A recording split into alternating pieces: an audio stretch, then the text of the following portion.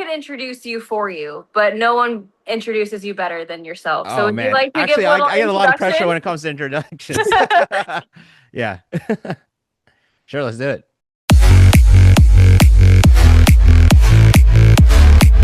Go by RickyJab, and I am a guitarist, producer, content creator. For the past 4 or 5 years now, I've been touring with Taylor Acorn. I'm also in a band called Unsafe, Unsound, and I also run a production business called The Comma Between LLC. Amazing. We're going to cover all of it today. So Excellent. we love to talk to people in the music industry who don't just have their toe in one side of it. And you check the Sure. box on that big time. So Awesome. um, Well, thank you. we always like to ask kind of what we ask musicians, like, what was the first thing that inspired you to even pick up a guitar? When did music become more than just a hobby for you? Sure. Well, first it kind of started out as like a as a joke. It was me and my friends in middle school, so we are like seventh grade, and we were exposed to a bunch of bands like Linkin Park, Good Charlotte, and we're just hanging out outside, and my buddy said, "Hey, we should start a band," and I'm like, "Yeah, that sounds cool." And I actually wanted to be a drummer, and my my parents said no to that because They're like, we were we don't living want that. yeah, exactly. We were living in a tiny apartment and drums were too loud. I didn't know that electronic drums existed or anything like that. Yeah. So, so they totally ruled that out, but they said, "Hey, we'll get you a guitar for your early birthday present." So I I went back to my friends like, "Hey, I can't be the drummer of the band, but I can play guitar." And they said, "That's totally cool because like I have a garage, so I'll pick up the drums." And then the other kid said, I'll do vocals." And we're like, "Sick. All right, we're starting the band." Well, the vocalist immediately quit the band before the band even No. started. So it was just me and the drummer. But then another dude decided to pick up the guitar too, and we were just jamming in the garage. And we were just making noise. Like I didn't know anything about playing guitar. We sounded awful, but we were just having fun. And then it wasn't until I started like really taking guitar a little more seriously. Like, I didn't take any lessons, but I watched a lot of videos and went on a bunch of websites like Ultimate Guitar to learn Yeah. guitar tabs, even if they weren't accurate. I was just trying to get, more familiar with the instrument. And then my then I discovered my favorite band, and that was Thrice. Still Okay. is my favorite band, and their guitarist, his name is Tepe Ternishi, and he's the first like guitarist that really got me paying attention for sure. And part of it was his skills, but also the fact that he's an Asian guitarist. Like you Okay. don't really see Asians in the Hmm. scene as much, except like Mike Shinoda and like Joe Han. Like I knew they were there in Linkin Park, but they weren't really playing guitar. So I was like, but so my guitar hero at that time was Tepe Teranishi. So yeah, I started like learning a bunch of their songs, and then I got into songwriting, and then that's when I kind of like brought ideas to the band. Even though my song ideas were terrible, I had a lot of fun learning learning Yeah. how to write songs, um, and for the longest time, I kept it as a hobby because growing up in an Asian household, Mhm. uh, I my parents had different expectations for me. So, Sure. go to college, get good grades, get a degree, and I followed that path for a while, and then I worked for a tech startup after college for about 7 years. Um, and but Wow. yeah, but the whole time I kept guitar on as a hobby, and I've always wanted to like build those skills, and I also learned about like music production. And in college I sang a cappella, so then I also got learned a little more about like music theory, and I got more familiar with like pop music and pop writing and things like that. Mhm. Um, and then at the height of the pandemic, that was March 2020, I got laid Mhm. off from my tech job. So I had a big decision to make. What am I going to do with my career now? And um, on one hand, I was applying to a bunch of tech jobs, but I knew my heart wasn't in it. But I also want to kind of dip my toes into music a little more. So I was just like posting a bunch of covers online. Started with YouTube, and a lot of fun. I did with my friends. Mhm. I did a couple like covers myself. And then my good friend encouraged me to get on TikTok, and I originally rejected that idea. I was like, I don't think people that age, like Gen Z, would enjoy the music I play. I had no idea. I wasn't sure what people were listening to these days. Mhm. But then, I started scrolling around TikTok and I realized there's a niche for elder emos, for Definitely. so I got really stoked about that. I was like, oh man, they're still out there. Cause like for the longest time I've been like a closeted emo for like, for most of my adult years because I don't know, especially when I was in college, it was kind of like frowned upon for whatever reason. And I shamefully conformed to everyone else. I wore colors. I mean, we're Wore all in shades of black today, so yeah, you're talking to the exactly. right So people. I'm living my truest self right now. So I'm wearing Yep. black. But back in the day, I was wearing a bunch of colors like polos and all this stuff like boat shoes. Like what? Well, you're also working in tech too, so it's Yeah, like I you're was kind of working in tech, so that's another thing too.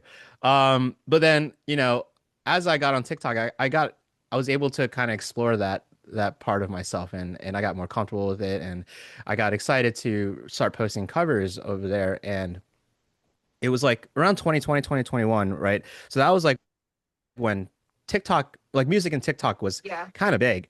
yeah, I mean, people were like duetting and like singing and yeah, doing acoustic covers and things like that. And I saw a bunch of like um karaoke's like were like duet me like they're playing the piano or yeah. playing the guitar but they did it for like a lot of pop songs Mhm. and I was like oh they're not doing that I don't see anyone doing it for like emo music so I decided to do that Yeah. my first thing I dropped was like Face Down by Red Jumpsuit Apparatus and I did Mhm. Sugar Going Down and you know and I was posting like every day because I didn't have a job. So Yeah. yeah.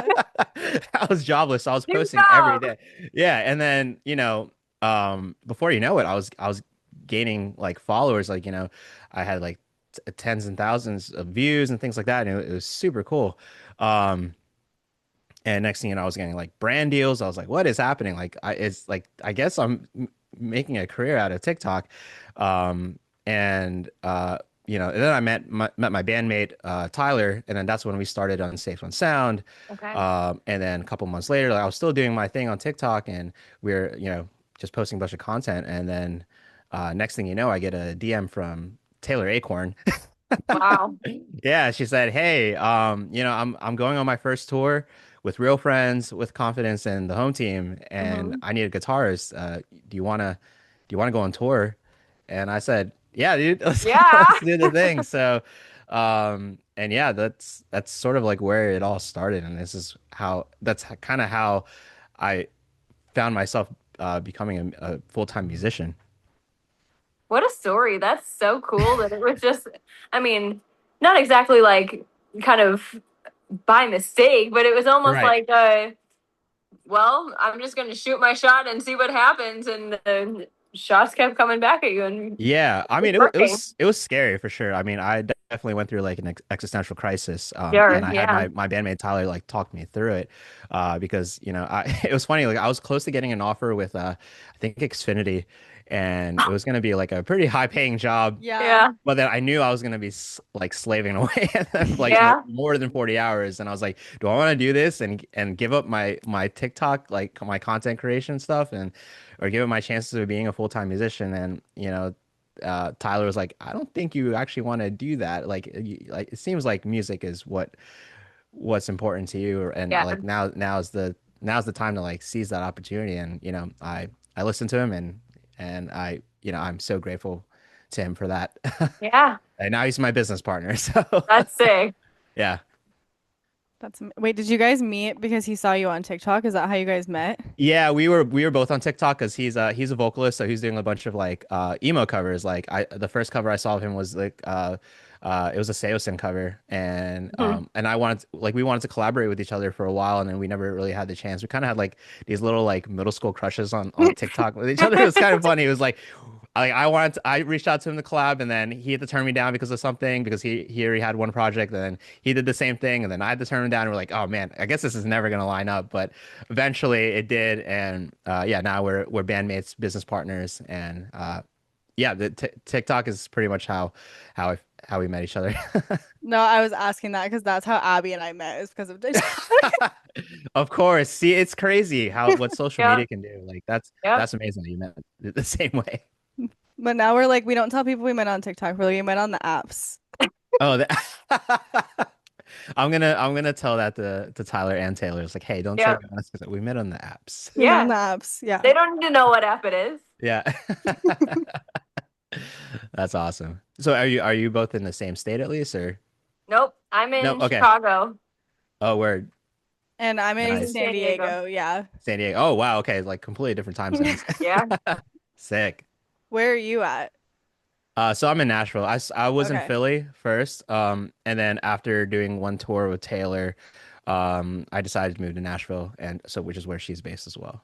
Yeah. Nice. Yeah. Well, we Yeah, kind of touched on this, but um, you kind of blend like pop punk, metal, modern pop influence, and you were talking about Thrice being your favorite band, but are there any other bands, albums, things like that that kind of like shaped your sound early on? for sure. So yeah, Thrice was a big one, especially in the post-hardcore scene. My Chemical Romance, like I love like the riffs that Ray Taro and Frank Iero wrote. And let's see, who else? Silverstein was a big one Yeah. too in the post-core scene. Especially like "Smile in Your Sleep," like that that guitar tapping riff is so cool to me. And who else? Um, oh, man, there's just so many great like bands back then that I can't remember. It's just there's so many influences. Story of the Year is a big one. Okay. They're like my stage presence heroes. Okay. Okay. So just the way that they're doing like spins and tornado kicks, like they're doing like backflips off the amps. It's the craziest like shit I've ever seen. Like I remember watching them on MTV. I think it was like a Pepsi Smash like Yeah. something, and like that was so wild to me. Yellow Card did the same thing too. Like Oh, I like the violin player did a backflip off the cab, and I was like, yeah. just seeing like those bands just having the time of their lives, just being super chaotic, just like jumping like crazy. Like they don't even care about the playing. Like No. they might be making mistakes, but who cares? It sounds They're having great so much fun. anyway. Yeah, yeah, and that definitely has influenced like what I do on stage. So yeah, I would say that like the playing's like definitely like the techno guitars, but also like there's a lot to be said about those the performers Mhm. that like put on a show on stage. Yeah, absolutely. I feel like it has to go hand in hand. You can't just be standing up there. You have to have the stage presence too, because it's like Yeah. something goes Sure. wrong, the audience has no idea, but they're having a good time with you. So, Yeah. Yeah. Exactly. So speaking of tour, your current touring gig is with Taylor Acorn, but then you also balance the musical director side of things, the playback technician side of things, the business, all of that, the content, all of it. How do you balance the creative side of what you're doing as well as the technical and business side of what you're doing? That's a good question. And I think it really comes down to like organization and accountability. Hmm. Um, so I'm grateful to the fact that I have Tyler as my business partner. So we Hmm. touch base like at least like once a week, if not every other day. Okay. And we've even made it a point this year to have like weekly sessions, and Hmm. whether it would be creative or administrative, and we just kind of Hmm. decide like what based on what the demands and needs are. For example, like last month we were preparing for the single release, which we just dropped the single last Friday, but a month of prep went into it, just planning Mm-hmm. out what content to put out. Um, but at the same time, we were writing for the preparing for the next single because we wanted to make sure we stayed in like some steady release cycle. Mm-hmm.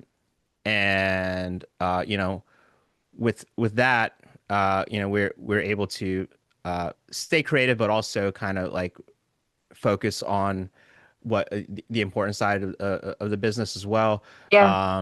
And all of that while balancing like our production clients, as well as like the touring needs. So um, it's yeah, it's just constant communication. I think that Mm-hmm. that's been the key to having that flow state, I guess that we're Sure. that you say that we have. Yeah. Yeah. But yeah, I mean it feels a little hectic and chaotic, but at the same time, it's like I personally enjoy it because I'm the type of person that gets bored easily if I'm doing the same thing every single time. And I guess I Yeah. learned that through my tech job. So I do like the fact that every week, if not every day, there's something different to focus on, whether if it's a Mm-hmm. different project, a different artist, or a task. So yeah, I think just the being able to add variety to what you do keeps things interesting.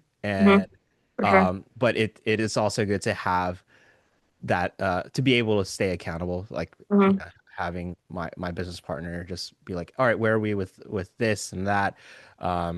So that's sort of like how we keep the uh I guess that's how we keep the ship running. Yeah. Yeah, Does the way that you approach it shift while you're on a tour? absolutely. And I've learned this. It took years to figure this out or admit. Mm-hmm. When I started touring, I thought I could do it all. I Mm-hmm. was like taking like I was biting more than I could chew. I Mm-hmm. would accept a bunch of projects, or I would bring my studio laptop on the road and or like tell my clients, oh, I'll be able to like knock out this song while I'm on the road. But what I didn't realize was like how exhausting touring is, like how much it takes a toll on you physically and mentally. You lose sleep. You're constantly like going from point A to point B. You're never really in the same place. Mm-hmm. And uh because it takes a toll on you, it makes it hard to focus, Sure. to dial back in to on other projects.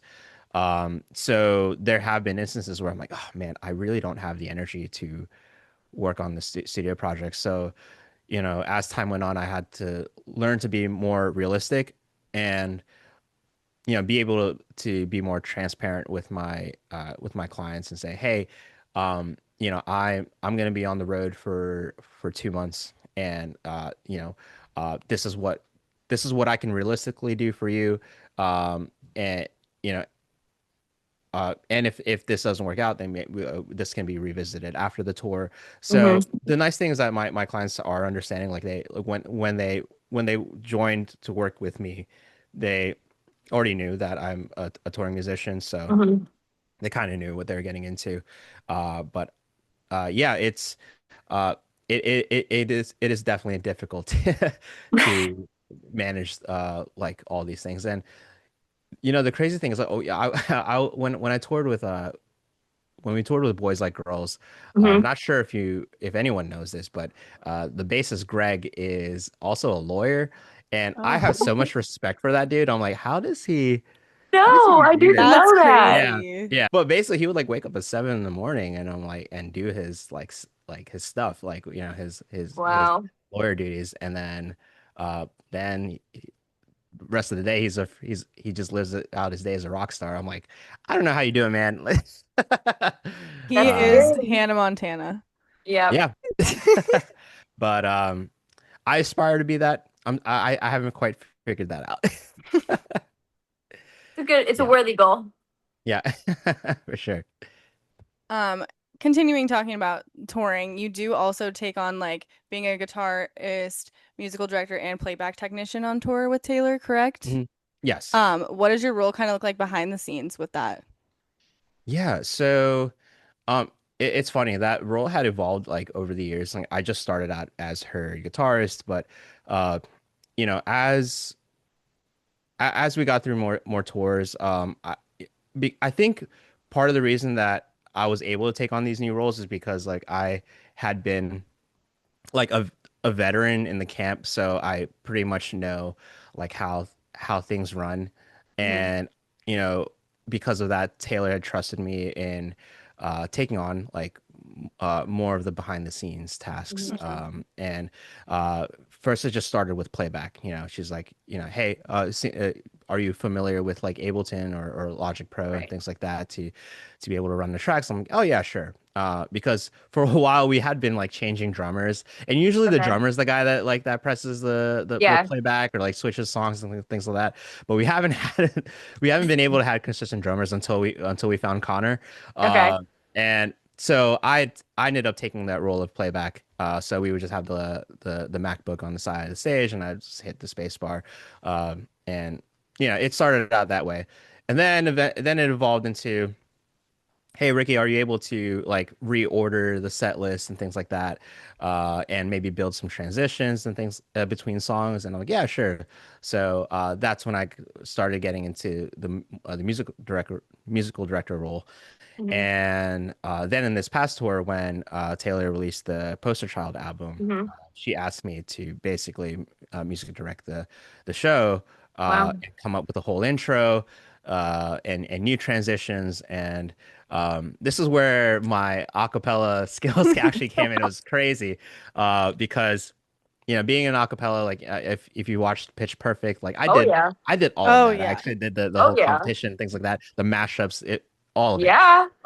So I basically took her entire Poster Child album, grabbed all the vocals, and mashed them up together into a 1 minute Wow. intro.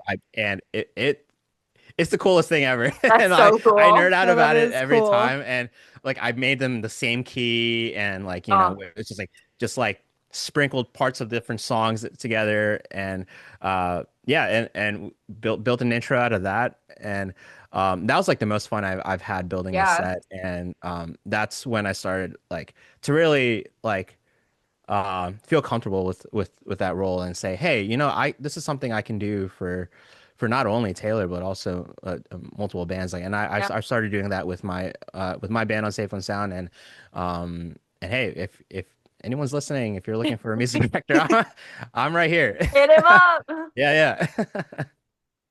That's so cool. Music directing is like one of the coolest things that I love to talk to people about because there's just so many different ways to approach it and so many different like pieces to it. And you can do one song, you can do an entire show. It can be a Oh mashup yeah. of things like on a TV show or whatever. But Oh yeah, it's insane. Like it definitely opened up like new things for me. It even made me more excited about mhm, the idea of touring, because I'm like, oh, I'm not just told to play the parts. I can actually write some new parts, like yeah, or even come up with some new ideas and collaborate with Taylor and Connor to build some like a show that we'll enjoy playing. yes. And um so yeah, I mean, these past few tours, we've just had a blast, like just like playing all these new parts or playing our live versions, like especially like Birds Still Sing. Mhm. The studio version has like it sounds really sick already, but we found a way to elevate that and make it even more like emotional and dramatic and more dynamic. And that that's one of our favorite songs to play. Like, and we usually close out the headliner set with that Okay. before going on for the encore. Like, I feel like this is the song to end the set with. And it's super sick. How do you approach shaping those pieces of the live show around the artist that you're working with, the vision of that artist, whether it's your own band that you're doing collaboratively with another person or an artist that you're working as a band member for? How do you approach that as a music director? Sure. I mean, obviously, at the end of the day, you know, the artist is going to make the final decision. Right. So the first thing that we did is, hey, you know, what songs are we thinking of putting into the set? Especially Mhm. like with the Child release. So like, all right, which songs from Poster Child are we gonna uh, feature in the headliner set? What are the already existing songs in the catalog that we want to keep in there, and how many can we fit into Mhm. this set amount of time? So you Yeah. know, usually we're given about 60 minutes. So we're like, okay, that's somewhere between like 14 to 16 songs, I think. So you know, we kind of go back and forth with ideas, like and what I love is that Taylor does ask for both mine and Connor's input, like with Mhm. what songs we like playing live, and like what songs that seem to be well received in the audience. Um, so she'll take that into consideration, and obviously, like she decides which songs she wants to to elevate in Sure. for Poster Child, and especially like because it really comes down to like what sounds most like what sound she wants to market Sure. to the audience, because you know what, yes, she's gonna have her super fans who know all the lyrics of every song of the album, but Mhm. also she's also trying to win new fans. Sure. um you know, even like someone who's showing up to a headliner show, they might only know maybe two or three Taylor Acorn Hmm. songs. So Mhm. she also has you know, she wants to convert them into a more like dedicated fan. So it like the song selection is very important. So I usually leave that to her to decide Okay. what songs they would be. And then once she decides what the songs are, then we kind of go back and forth about what the set list order will be. Like this last headliner, but prepping for the headliner tour, we actually met at Taylor's house and just kind of like started brainstorming, spitballing ideas, and even talked about what transitions we want to go in, what how we want to extend some parts of songs, and you know, it's just without actually like going into the computer and like just you know Doing it. producing stuff. It's just talking it out, Yeah. and then once we kind of figure out what the vibe of the show is, then we're like, then I kind of, you know, take those ideas and then I just kind of sit in the studio by myself and just kind of just start cooking. Yeah. Um, and I'm the type of person that like I prefer to cook alone. Okay. So it worked out that we met with Taylor first at her place, and then just kind of just had those conversations. Then I would bring it, then I'd take those ideas back home.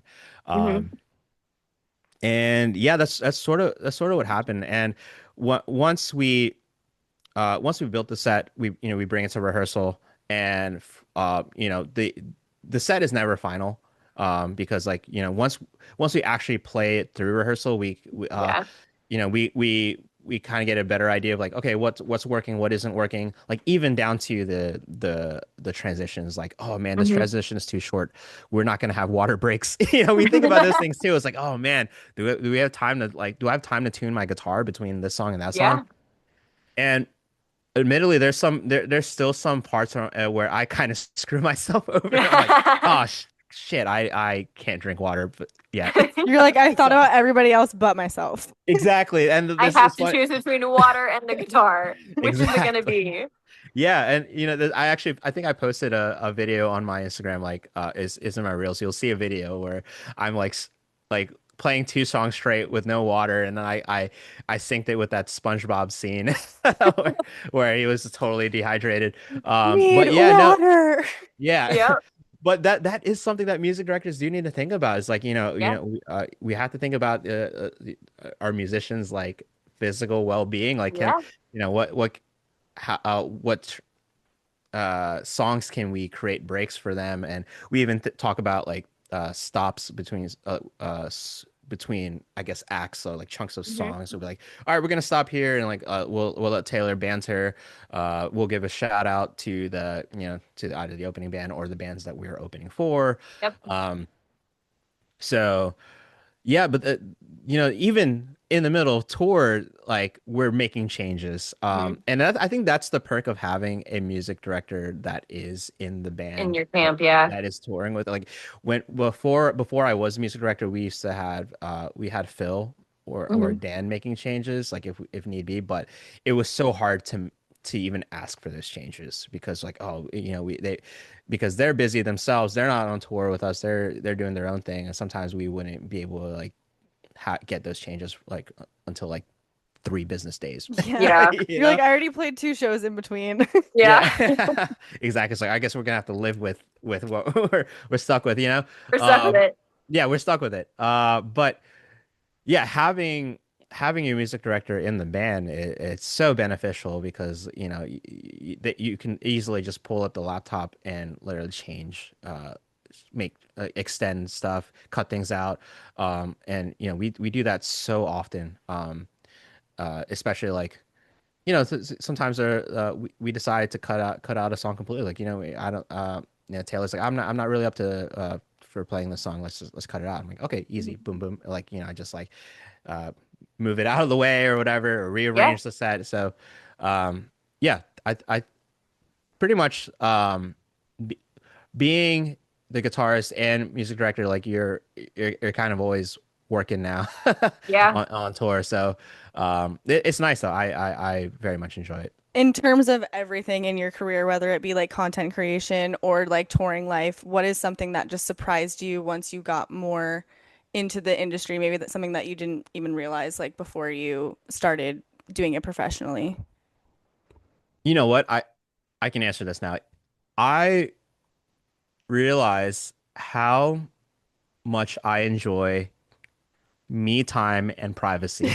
Oh, keep Um, talking, man. yeah, it's crazy because when I started like touring, I was especially as a content creator, I was obsessed with trying to get footage of every single moment on tour, Right. like sound check, setup, or the show itself in the green room, all of that. Because I was trying to like, well, one, I was so excited to just be there and do all Yeah. these things, um, and I wanted to share that with like everybody, like and especially my followers, and I wanted to give them a taste of what that life was like, and also like it was memorabilia for me, Hmm. and I was like, I don't know how much longer I'm gonna be having this lifestyle. So me being like really excited about starting this touring life, I was just capturing everything and every little moment. But as I continued touring for like over the years, I'm like, I started to value the privacy of it, and Hmm. there are some things I'm like, I don't want to. I don't really feel like Yeah. sharing this. And even like even out of respect for my bandmates and my crew, like Hmm. they also wanted their own privacy too. Like there were some instances where like when I did a lot of Twitch streaming for some Okay. time, and then I tried to like record or live stream some stuff like while we're uh on tour. Um, and I could tell like some people in the crew that like they wanted their privacy too, and like Sure. I was learning everyone's like boundaries and thresholds and things like Hmm. that. So I was like, okay, I need to be more respectful of that. And then I realized like I wanted that for myself too. Yeah. Hmm. You're I'm like, like, Yeah. oh, I okay. also need boundaries. Yeah. So yeah, I mean, when I'm touring, like sometimes I'm a little quiet with like what I do. Like, so yeah, I'll reshare stories um, of like performance clips here and there. But sometimes like I used to like post every spot that I'm Everything. eating, or like, and now I'm just Yeah. like, I'm only gonna share what I want to share. Like if I think it's worth sharing. But no, I sometimes I just enjoy like having like being able to keep some things private. Uh, Yeah. so I guess that's what years of touring does to does to you because like Yeah. because I guess when you're in front of so many people every single day for Yeah. work. Yeah. There's some things that you just want to keep for yourself. Yeah. Well, even from the content creation side of it, like that almost kind of forces you to hone in on what your brand is even Yeah.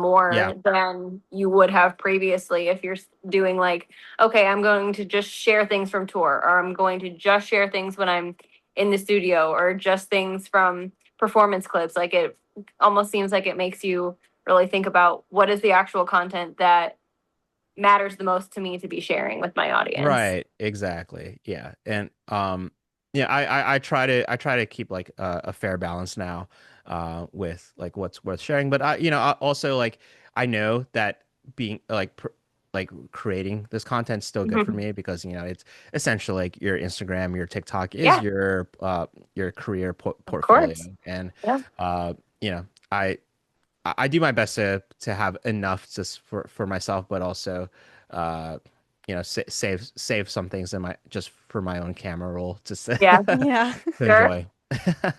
Yeah. So talking about another creative avenue, your own band, Unsafe Unsound, leans much heavier and much more emotional than some of the music that you perform with Taylor Acorn. How is your mindset different when you're creating for your own projects versus when you're working for other artists? It's so interesting because um with Unsafe Unsound, it's kind of I treat it as like my personal sandbox, Okay. because I when we started that project, we weren't really sure what kind of sound we were going for, but we just knew that we were both influenced by the same bands. Like we both loved Under Oath, Silverstein, Seosin, like those types of bands. So but also we loved like the heavier stuff as well. So, uh, we just kind of wanted to experiment with whatever we could do. So I would just be like writing like riffs like that would just be a minute long. So I just Hmm. send a clip to Tyler and then he comes back with an idea with vocals on top of it. So us and then just like you guys, me and Tyler are also reside in different states. So Hmm. me being in Tennessee and him being in Virginia. So the only way we can write music is remotely. That's Hmm. So cool. we would just send files back and forth, uh, and spitball ideas. And after a couple back and forths, like we formed a song, and then we kind of decide where to go from there. But it's kind of cool to see how much our music has evolved, like from when we started to where we are now, and uh, especially on a lyrical level, like they're even more like personal, more emotional, and it's really cool to uh, be able to like channel like different emotions through your own music. um, it's definitely different than performing someone else's songs. Like I love Taylor's music, and Hmm. I definitely resonate with like a lot of her lyrical themes and things like that.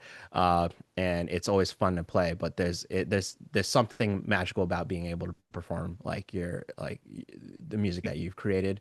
Yeah, So there I'm appreciative of uh, both sides sure. of the spectrum. So, um, and it's cool to just be able to like have like even um like personal conversations with your bandmate, like because like he would tell me like, hey, I'm sort of feeling this way, or this is what I'm kind of like going through right now. I want to write about it, and let's see what we can make out of it. So it's very therapeutic for us, I'd say. That's amazing. It's cool to have both. Like that you get to do it creatively, both really, Yeah, really for yourself, but also then like for yourself and someone else. yeah, and I think that's the beautiful thing about music is because Mhm.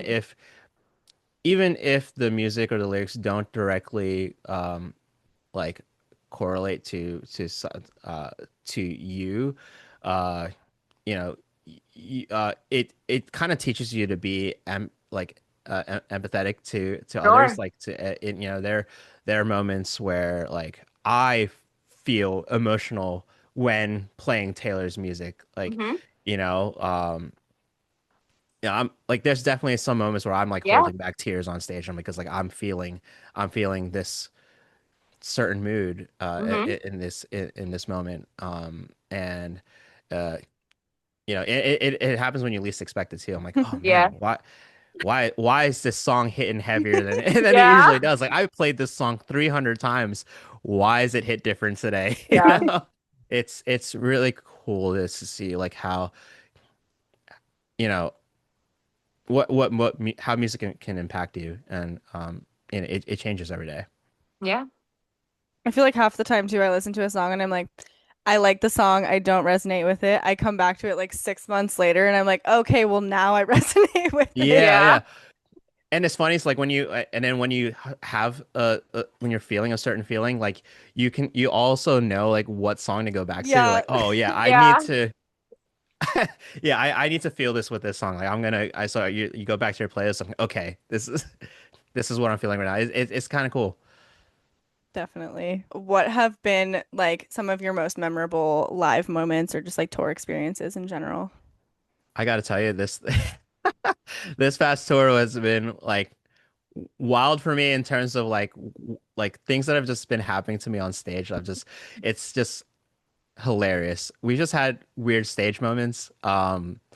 Like Good weird. good weird. Yeah. Okay, good. I was like, oh Yeah, no, did it was something fun. bad? I mean, Like, oh no, what happened? okay, no, well, it can be disastrous, but Oh, I always make light, like, I always make yes. make things feel positive. Um, like for example, earlier on the tour, like I'm like just spinning around and I'm losing my in-ear monitors and like they're falling out. Then I would just like run off stage like and get my tour manager Victoria to fix my ears on stage. And then the funniest one of all was like the last show of the tour. Um, like I do guitar flips so many times. I've done like hundreds of them.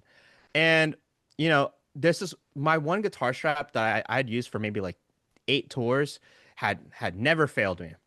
And for whatever Uh-oh. reason, six shows before the big incident, I said, you know what? I think I need to change the strap because I feel like at some Oh, point it's gonna give out. So I put on a new strap and I'm like I use it's downhill from there. yeah, I was like, why did I trust this new strap? It's like I should have trusted Old Faithful. I put on this new strap and I'm like flipping it for 6 shows. And then on the last show of the tour, first song, like we opened up with Poster Child and I'm doing this one flip and suddenly I felt 7 pounds lighter because the guitar just like flew Oh right, no. went right across the stage and like you can see it on I posted it on my Instagram reels and it you can see the guitar just bounce off its head and just like Oh, fly off to the side and my jaw instantly drops. I'm like, bro. And Taylor has no idea this is happening because like she's singing you away do your but thing, yeah. Connor's looking at me like as he's drumming. It's like, holy shit. Like what happened there? And I grabbed that guitar and I'm like, all right, I'm just gonna pick it up and just Yeah. finish out the song. The guitar is completely out of tune. Oh Oh no. It's gone. And I run to the talkback mic. And I'm talking to my front of house engineer. I was like, hey guys, I lost my guitar. And then my engineer is like, what do you mean? And then I leave the stage. I go for my backup guitar. And I'm my tour manager's just like looking at me. It's like, what do what we are do? you What do we do? It's doing? like, Yeah. we're gonna swap the cables. Like we're talking intently. I'm screaming at her ear like because like it's so loud on stage. So like the only way we can communicate is just screaming. I'm like, I'm gonna take this guitar cable and we're gonna swap it. And then she's like, okay, we're swapping it. And my backup sounds like shit. It's like just the electronics were just not as good, and then it's just noisy. Like, and then my my front of house engineer is telling me it's like, yeah, this guitar sounds awful. I'm like, I don't know what to do. We have to we have to Sorry. play the rest of the set with this guitar. What I didn't know was happening was my tour manager, God bless her, Victoria. She runs to our the basis of our opening band, Wilt, and says, "Fix this, please." So they grab a new guitar strap. they grab our engineer Jared runs to the backstage, leaves the mixing console. Oh my gosh. So Oh my gosh. so we have no one at the mixing console, but we're already dialed in. So like, and he's You're so good fine. at his job. God bless you, Jared. He's so good at his job that he could leave. He could actually just leave the console and we'll sound just fine. And so he brings a roll of tape, and they're just like, They're doing yeah, surgery. they're doing some quick surgery. So I didn't know this was happening because I thought I was just gonna be playing this backup guitar for another hour, but uh, Victoria comes back to the stage by like song number 3 or 4 with Wow. this with Pretty my old fast. guitar. Yeah, and you see this crazy amount of gaff tape around this, and it's like bright neon pink. Yeah. It's so crazy. So I put it on, and the height of the strap isn't what I'm used to, so it was a little lower. I'm like, you know what, whatever. I'm just gonna Yeah. commit to this. I tune up the guitar a little more, and I'm like genuinely surprised that this guitar is actually working Working. because I slammed that like straight to the ground and it didn't snap at all. Like shout out to PRS for making durable guitars. So Yeah. anyway, yeah, so I have this guitar like I'm like feeling like weird about it because it's at a different height, but I'm like, all right, I just gotta get used to it. And then I'm like, oh man, the spot where I normally do a guitar flip's coming. Do I risk it for the biscuit Oh or should I no. just play it safe? And I'm like, you know what? I got a full send. This is the last Oh show. my God. I threw it again, and it landed. It landed, and I'm like, I was like, if it hallelujah. goes flying again, I swear to God. Yeah. Oh my God. If it flew again, I would just like quit, quit Yeah. the band. I'm like, hey guys, this is it. I'm too embarrassed. I I can't show my was, face again. yeah, I'll never recover from this. Oh my God. But no, the flip landed, and I'm like, hallelujah, we're back. And that's why Faith they is call it holding Yeah, punk rock. yeah, rock and roll, baby. It was crazy. I yeah, I had so much fun in that show. Like I feel like any other person would just be having a panic attack, but Yeah. I'm just laughing my ass off like throughout the show. Like me and Connor are having laughs. Taylor has no idea what's going on. And I'm like, After yeah, you're we're gonna like, keep it that way. hey, so there was an incident. Yeah. She did see like I think at one point she did see that I wasn't on stage with her, but she was like, I just gotta focus on putting on the Yeah. show. But it's no, it's hilarious. So there's Um, a lot of technical skills that actually went into handling that moment. So yeah. is there any specific skill that you would tell a aspiring touring musician that they should focus on that people don't often talk about? So one, the most important thing for every guitarist, have your backup ready. Yeah. Because, and I have one more embarrassing story. When I first toured with Taylor, like in 2022, I my guitar string broke for my main guitar, and then I went for the Okay. backup. I didn't tune the guitar, Ooh, so that's tip number 2. Make sure that backup guitar you're is tuned. tuned. Yeah. So, um, yeah, it's important to always have a backup, and not just the backup guitar, backup cables, because I would break Yeah. cables, backup straps, backup strings, everything. Have more than one of everything. Um, so that's important to have. And also, I part of touring is being quick on your feet and being able Hmm. to adapt. So someone like my tour manager Victoria, like she always has like her eye on the stage, so she knows when something is wrong because like Hmm. you know she'll see the look in our faces, so she is like quick with her feet and Hmm. what will go straight to the scene and like, all right, what needs to happen, and as long as like you're as long as you have a good head on your shoulders and you're able to work under pressure like that, you'd be able to you'll survive, You'll be okay. and yeah. And yeah, it's just being ready to to adapt to all these like crazy situations because you Yeah. never know what's gonna happen on stage. Uh, like I can't even think of other stories, but I've heard of other crazier, Oh. like, oh, for example, like Polyphia's like drummer, Hmm. his in-ear pack just went out and he had no click, and Wow. the drum tech like immediately knew to go right up to the drum kit and just like pat on his leg, just keeping him on the beat. It's like, hey, Oh, here's Wow. wow. here's the beat of the song because because the drum tech Wow. had his ears on. He's like, hey, Yeah. I know where we are. I'm gonna keep you on beat. And then once the song stopped, he gave him his pack and then did the whole transfer. So Wow. it's That's the most crazy. impressive thing ever. But like those are the things that happens like Yeah. often in the touring world. It's like there's always like technical difficulties. Sometimes like people like lose their place because their ears give out or uh guitar strings break, things like Yeah. that. And uh it's I think succeeding is being able to respond quickly to it, Hmm. and also learning from those moments too. Like, all right, how do we prevent something like this from happening? For me, I guess my lesson is to stop guitar flipping, but I will never But that's not stop gonna happen. that. You know? Don't know. The lesson is don't change the old trusty strap. Yeah, exactly. That is a true lesson, Yeah. and I still have that old trusty strap, and I'm thinking, should I just put that back Does it on or? still have the gaff tape on it? No, I took it off. So, Ah. but what happened was it was the leather piece that stuck. Oh. But I don't know. I'll figure it out. Can be Yeah, mended, probably. maybe. Yeah. I need the heavier duty stuff, you know. Yeah, if you're gonna be doing flips, I think you should Yeah. invest in that. Yeah. Outside of music, what is something that inspires you creatively right now? Let's see.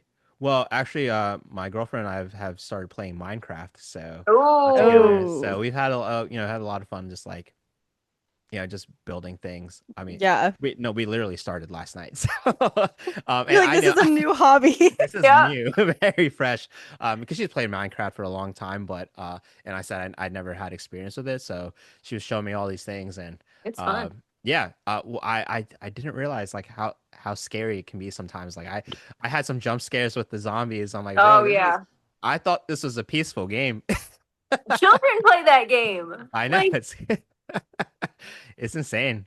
But no, that's definitely been a new way of being creative. I also play Dungeons and Dragons, so with my buddies from college, so we get to uh, you know role play and things like that. So yeah. that's been fun too. So yeah, I would say those are the things that um, you know keep things that keep things interesting. You know.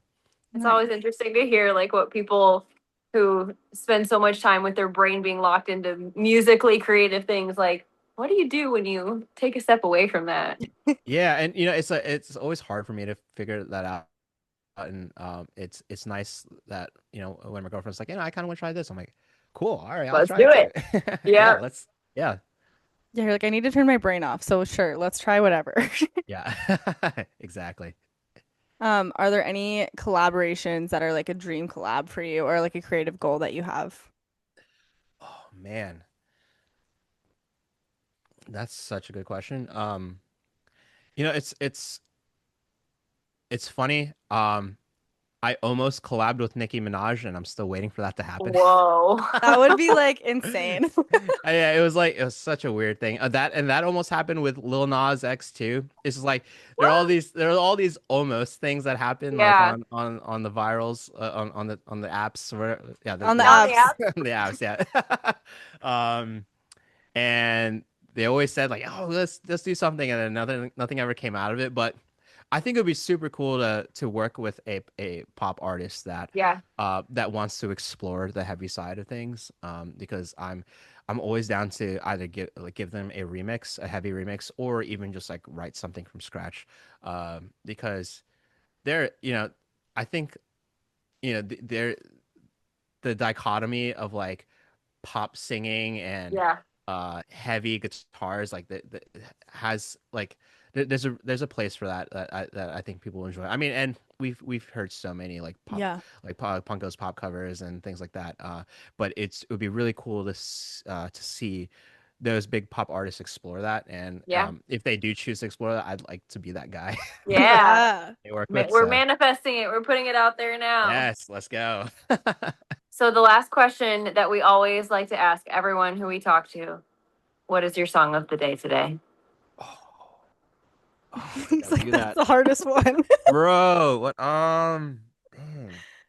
It's the way that this is the one that stumps people every single time. Oh, it's like we can ask the most in-depth question, and it's always what is the song of the day? That's What is the the song gut of the punch. day, bro?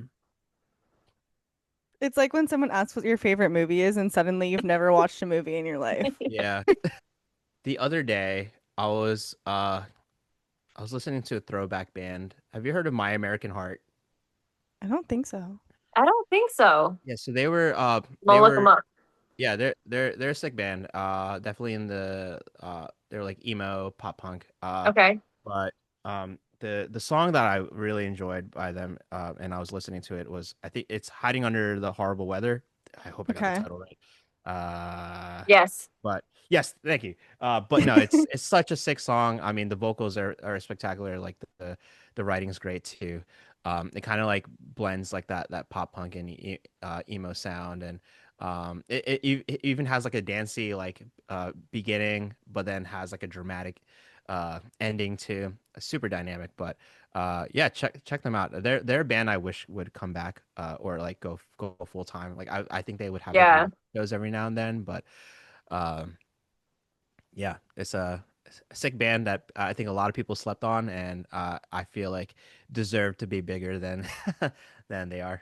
Well, they go with what you were just talking about because they're featured on on an album called Punk Goes Crunk. Let's Goes go. crunk. Love that. That's Um, that. wasn't the Devil that- Wears Prada like they weren't they on that album with Still Um. Fly? I think they did Oh, Still Fly. really? Yeah, that's like a popular cover that they blew up with. But I Okay. think it wasn't a That's like one of were they in my there? favorite Yeah. movies. Yeah. So I'm sure I've heard the song. Great movie, and also a great band. Yep. And then the very last thing that we always like to give you the opportunity to share where to find you, where to keep up with you, what's the online status. Sure. Well, you can find me everywhere at RickyJab, RickyJab. I'm mostly on Instagram and TikTok, but I also have my band Unsafe Unsound. We actually released our single this past Friday called Forever Endeavor. Definitely check that out. It's available on all platforms, and you'll also find me touring with Taylor Acorn. Whenever her next tour comes up, I'll probably be there, and hopefully we'll be playing some shows with Unsafe Unsound as well. So, Awesome. yeah.